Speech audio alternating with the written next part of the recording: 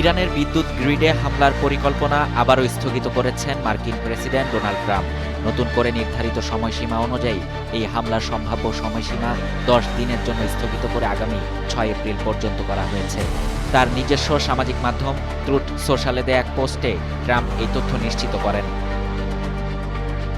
তিনি জানান, ইরানের অনুরোধে তিনি বিদ্যুৎ কেন্দ্র ধ্বংসের সময়সীমা 10 দিনের জন্য পিছিয়ে দিয়েছেন।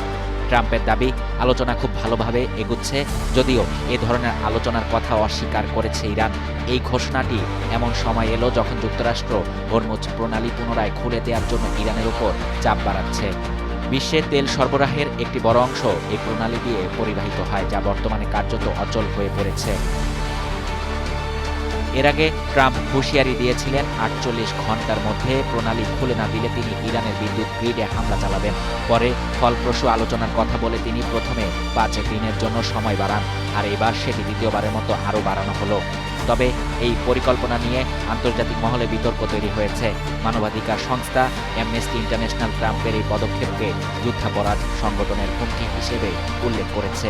আইন বিশেষজ্ঞদের মতে, বেসামরিক অবকাঠামো, বিশেষ করে বিদ্যুৎ কেন্দ্র লক্ষ্য করে হামলা চালানো জেনেভা কনভেনশন অনুযায়ী যুদ্ধাপরাধ হিসেবে বিবেচিত হতে পারে, যদি তা সরাসরি সামরিক প্রয়োজনীয়তার সঙ্গে যুক্ত না থাকে।